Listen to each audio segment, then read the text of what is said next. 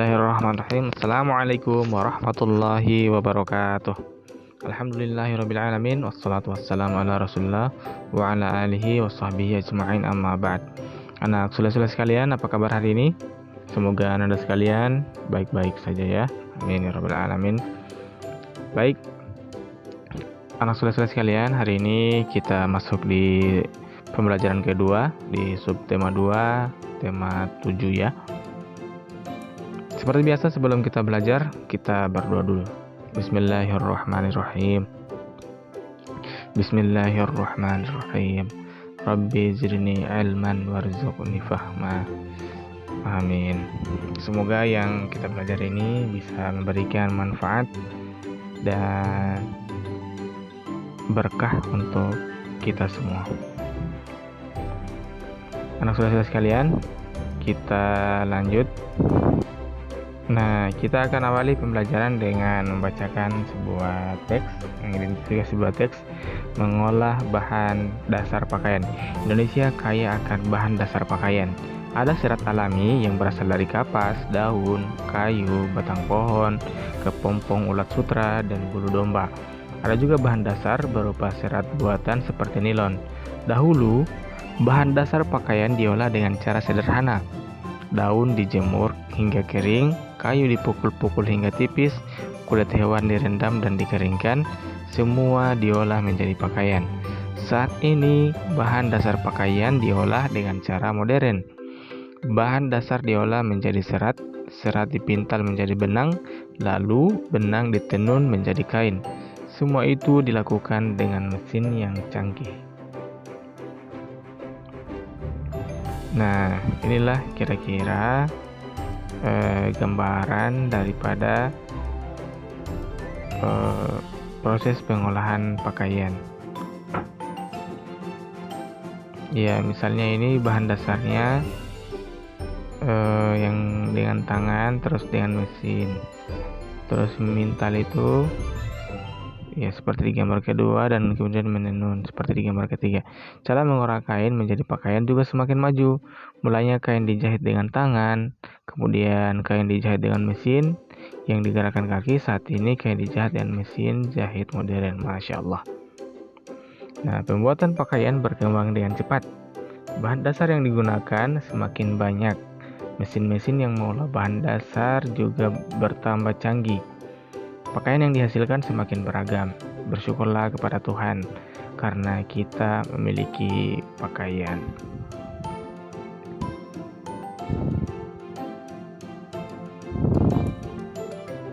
Nah, ada tugas di sini untuk paragraf 4 dan paragraf 5. Silakan Anda isi. Tuliskan isi cerita dari tiap paragraf. Maksudnya isi dari cerita itu intinya dari paragraf itu. Misalnya di paragraf 1 itu intinya adalah, atau kalimat utamanya juga, Indonesia kaya akan bahan dasar pakaian. Paragraf kedua, dahulu bahan dasar pakaian diolah dengan cara sederhana. Dan yang ketiga, saat ini bahan dasar pakaian diolah dengan cara modern. Bagaimana dengan paragraf keempat dan kelima? Ya, ini sebagai tugasan Anda untuk menjawabnya. Seperti contoh di paragraf 1, 2, dan 3 ya.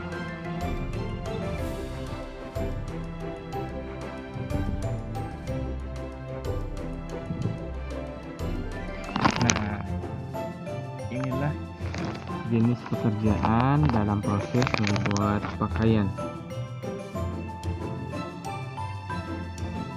Ya, awalnya itu dari bunga kapas.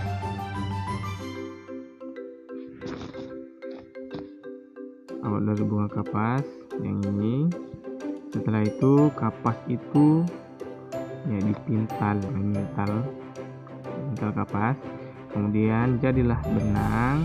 Setelah itu benang-benang ini ditenun. Kemudian menjadilah kain, dan kemudian mendesain pola baju atau celana atau pakaian yang lain. Terus dijahit dan kemudian jadilah baju seperti ini.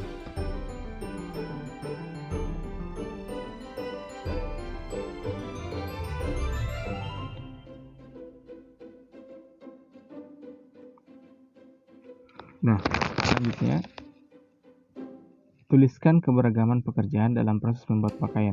Nah, Ustadz sudah tuliskan ini, misalnya pekerjaan petani kapas, dia menanam kapas. Pemintal kapas, dia tentu memintal serat kapas menjadi benang. Penenun kain, dia menenun benang menjadi kain. Perancang busana atau biasanya desainer pakaian itu membuat desain rancangan baju. Yang kelima itu penjahit, dia menjahit baju atau pakaian yang lain.